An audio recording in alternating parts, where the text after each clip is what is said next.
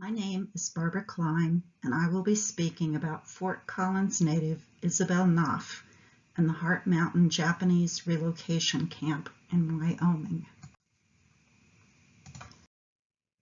Isabelle Putnam was born on February 17, 1908 in Fort Collins, Colorado, to Albert Harrison Harry and Margaret Jane Maggie Putnam, pictured in this photograph from about 1931. The newspaper clipping announces a celebration for the Putnams' 50th wedding anniversary in 1956, though they would go on to celebrate 64 wedding anniversaries. Maggie's father, Edgar Wessels, had one of the first blacksmith shops in Fort Collins at the corner of Howe and LaPorte Avenues. In 1912, Isabelle's younger sister Lillian was born. For 45 years, Harry Putnam worked as a custodian at Remington School in Fort Collins, with an additional 3 years working part-time for Poudre School District.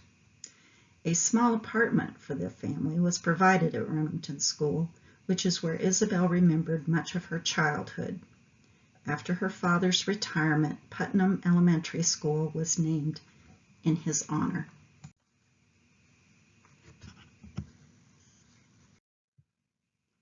Isabelle attended Fort Collins schools and in high school became involved in the Dramatic Club, where she served as secretary-treasurer in 1926.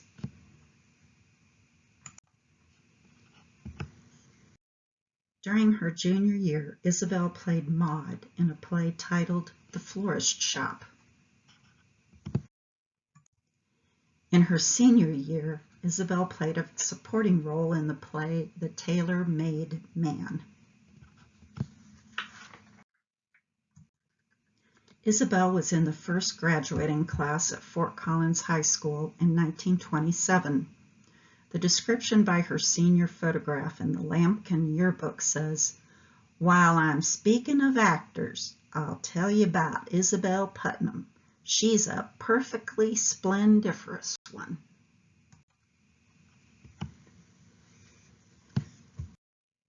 Isabelle married her high school beau, Edward Knopf, on July 10, 1927 in Denver. They had a son, Albert Edward, born September 14, 1930, who was nicknamed Jerry. The family portrait of Edward and Isabelle with their son Jerry was probably taken in early 1931, given the baby's size. The couple divorced in 1936. Isabelle became a single mother and never remarried. This 5-generation photograph was also taken around 1931. Standing are Maggie Wessels Putnam with her father, James Wessels. Seated are Isabelle's great-grandmother, Florence Wessels, Jerry Knopf, and Isabelle Knopf. These adorable photos of Isabelle's son Jerry were taken about 1933. Isabelle's sister Lillian and Lloyd Lair were married in January 1936. Isabelle served as Lillian's matron of honor, wearing a smart rust-colored dress trimmed with gold cloth. Her flowers were talisman roses in a corsage. Evidently, Izzy, as she was known, and her parents liked deer hunting. This October 1935 article shares that Isabelle and her parents returned from deer hunting in the Granite Canyon district. One of Isabelle's early jobs was working for Sparks Alford at the local bus station in Fort Collins. In February 1936, Isabelle was riding in a Burlington transportation bus in a snowstorm when the bus collided with a car and overturned north of Wellington. This article quotes employee Isabelle Knopf as saying that cars were being sent down from Cheyenne to take the passengers on through. Isabelle's next job was working for Ace Gillette at the Northern Hotel. Her oral history interview has a story about a John Deere employee staying at the hotel who called the elevator, but instead of stepping into the elevator, he stepped into an open elevator shaft.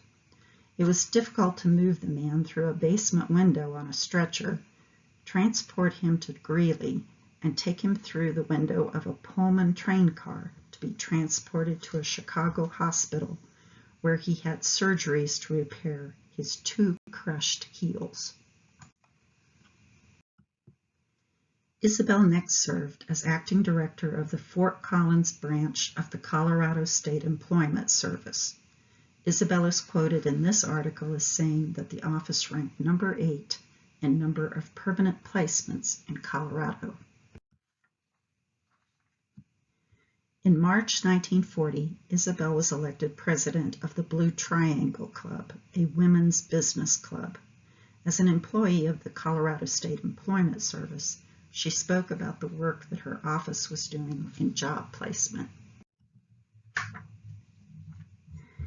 In July 1942, Isabelle was recruited to work at Heart Mountain Relocation Center near Cody, Wyoming. Members of her Beta Sigma Phi sorority threw a handkerchief shower for Isabelle.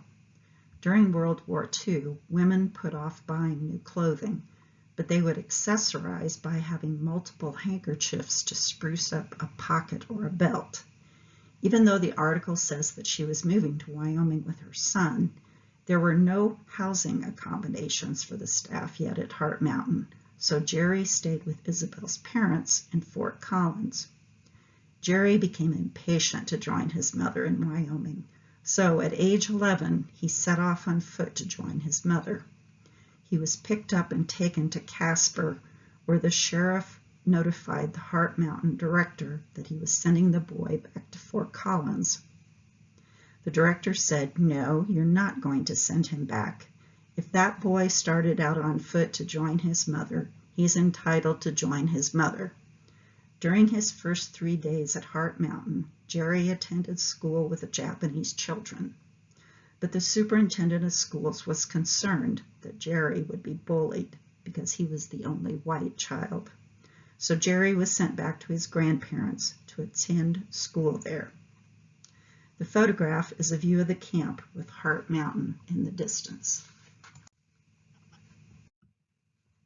This map shows the layout of the camp. The barracks and schools are shown on the left-hand side, while all the other buildings were near the Army barracks for security. Artist Estelle Peck Ashigo painted this watercolor of Heart Mountain. The daughter of a concert singer and an artist, Estelle was abandoned by her parents at age 12. As an adult, she attended the Otis Art Institute, where she met Arthur Ashigo. Because of American laws against interracial marriage, the two were married in Mexico. After the attack on Pearl Harbor, Arthur was ordered to Heart Mountain. Even though she was not required to relocate, Estelle chose to go with her husband. During their years at Heart Mountain, Estelle used her artwork to document the experience and shared them in her book titled Lone Heart Mountain. She was also the subject of an Academy Award and Peabody Award-winning 1990 documentary, Days of Waiting, The Life and Art of Estelle Ashigo. As the first carloads of personal belongings arrived at Heart Mountain, they were taken to the central square, sorted, and taken to the barracks. More than 11,000 evacuees from the West Coast were brought to the camp. In her position with Community Services, Isabelle helped manage and provide everything for the daily lives of the camp. Isabelle helped the young Japanese couples who wanted to marry. I don't know how many young people I took to Cody and had them married. They came back, of course, and had their own marriage ceremony, but they had to be married according to the laws of Wyoming. This article details the procedure that camp residents must follow to marry. Prospective couples were told they must visit with Isabelle Knopf and that corsages and bridal bouquets may be ordered through Mrs. Knopf. Reverend Clyde Keegan performed a wedding ceremony at his home in Cody, Wyoming, for Kaneki Tanaka and Heise Shimuko, the first couple to be married from Heart Mountain. Isabelle often acted as witness for the weddings, as related in this November 1942 article. Isabelle was welcomed by the residents of Heart Mountain. In one issue of the Sentinel camp newspaper, she was chosen as the hero of the week. Her services are indispensable for the successful culmination of center marriages, as she is in full charge of wedding arrangements. The camp residents formed their own YWCA advisory board in 1943, and Isabelle was included as a board member. These are photos from the Heart Mountain Nursery School. Heart Mountain had many of the amenities of any small town, but this town contained detainees, barbed wire fences, and guard towers. This little girl is standing near one of those guard towers on the bleak landscape of Heart Mountain. Isabelle said, "It was hard to believe that the United States had a government that was so callous and so unmindful of these people who had been here for years. It was so pitiful to see these highly educated people. Practically everybody I had contact with had far more education than I had. They had degrees. They had businesses on the West Coast. They were robbed."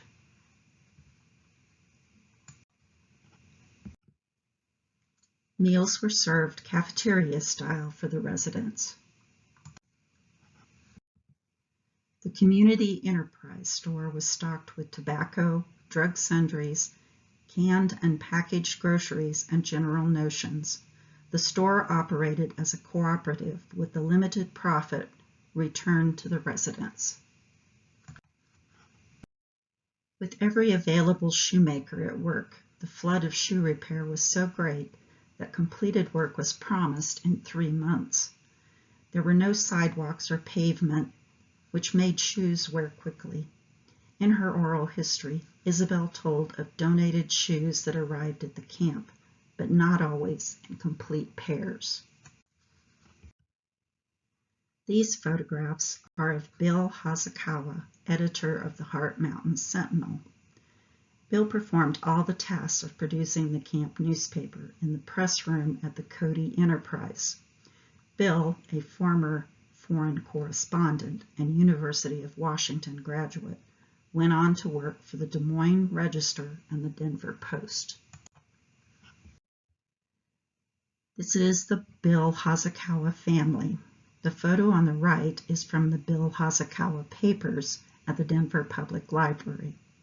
He would later work in several editorial and reporter positions during his 37 years with the Denver Post, including war correspondent during the Korean and Vietnam Wars. After their time at Heart Mountain, Isabelle and Bill Hosokawa would reunite for a brief visit in the early 1990s. The residents formed their own governing body, the Heart Mountain Community Council, that met twice weekly. The Heart Mountain Court was composed of 7 judges selected from the residents and appointed by the director. They presided over infractions of the camp regulations and ordinary civil court cases. Heart Mountain had a hospital where the residents had their own medical staff. Here, a pharmacist is shown preparing a prescription at the hospital pharmacy. Due to ill health, Isabelle had to resign her position in July 1943. While there, she came in contact with almost every resident of the community. She helped residents set up their new homes, distributed clothing, and accompanied almost 50 couples to Cody for marriage ceremonies. The block chairman adopted a resolution thanking Isabelle for her service. We hardly find adequate words to express our heartfelt appreciation and gratitude for the services she rendered for the well-being of the evacuees since our arrival in this new community. Day in and day out, her heart was with us while she devoted her whole energy and strength for the happiness of us all. Since the inception of the center, she has been an indispensable cog in the administration of the center. We will never forget her service rendered to us in the various capacities with the Community Services Division, her cheerful, ever-smiling face and radiant personality. There are no words that can express our deep appreciation of Mrs. Knopf's endeavors on our behalf. It is our sincere hope that she can be with us again in the future. Heart Mountain remained open for another 2 years after Isabelle left. At the end of the war, Heart Mountain residents bade goodbye to friends and neighbors as they returned to their homes or to new homes. This scene from July 1945 shows the largest group to date to be taken away from their wartime home. 4 to 6 coaches left Heart Mountain weekly for Billings, Montana, where they connected with passenger trains heading east and west. 4 years after Isabelle returned to Fort Collins, Jerry graduated from Fort Collins High School. Immediately after high school, Jerry joined the U.S. Navy. In December 1948, Isabelle joined her son at the Corpus Christi Naval Base Hospital, where he was diagnosed with a malignant tumor in his arm. Jerry underwent a bone grafting operation using a bone from his leg. Later, in 1950, his right arm would require amputation at Fort Logan Hospital. He was only 19 years old. This did not stop him from activities. He water skied, piloted small airplanes, and made cabinets. He was a member of the National Ski Patrol for 12 years. Several years later, in 1981, at age 51, Jerry was fitted with an electric arm in Boise, Idaho. Isabelle served as county campaign chairman for the American Cancer Society. No doubt her interest in raising funds for cancer research related to her son's health scare. Stressing the urgency of the need for continued cancer research, Mrs. Knopf pointed out that 22 million Americans now living will die of cancer if the present rate continues. She worked tirelessly to raise funds and spoke to service organizations. Isabelle also belonged to service organizations such as the Fort Collins Women's Club. As part of their December 1944 meeting, the women had Christmas music and a play, Christmas Everywhere, where Izzy was able to once again show her acting talents.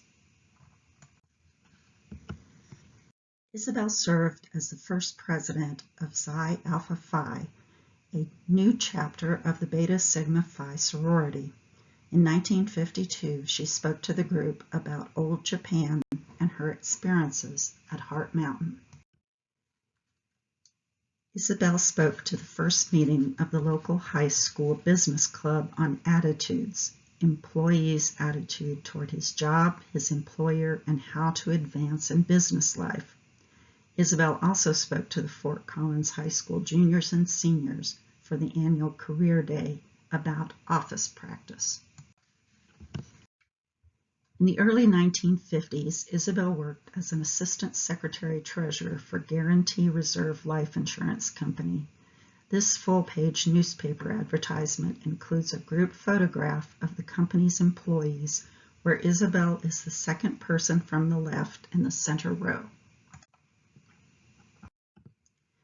In the late 1950s, Isabelle would begin a career with the U.S. Department of Agriculture. As an office secretary, she received an award for her work with the Western Soil and Water Management Research Branch in Fort Collins. In September 1960, Isabelle was promoted to an administrative assistant position for the USDA Agricultural Research Service at the Citrus, Vegetable, and Soil and Water Laboratory in Weslaco, Texas. While living in Texas, Isabelle joined the exemplar chapter of Beta Sigma Phi sorority, as well as the Carbon Capers chapter of the National Secretaries Association. After 4 years in Weslaco, Isabelle transferred to the Snake River Conservation Research Center in Kimberly, Idaho. She made the move to be closer to her son Jerry and his family in Boise. In 1972, Izzy retired and moved back to Fort Collins. In her retirement years, she traveled with friends. In 2002, as a resident of New Mercer Commons in Fort Collins, Isabelle participated in a project with Pioneer Charter School. The project's goal was to connect young people with those of an older generation. Isabelle enjoyed talking with the students. As old as we all are and the way we live, we do not have the opportunity to encounter and talk to young people, and it's great when we do. 2 years later, Isabelle Knopf died on May 25, 2004. She was survived by her sister Lillian, son Jerry, and granddaughter Lila. I hope that you enjoyed this presentation on a remarkable Fort Collins woman, Isabelle Knopf. The next 3 slides provide citations for all photographs and articles that were used in this presentation.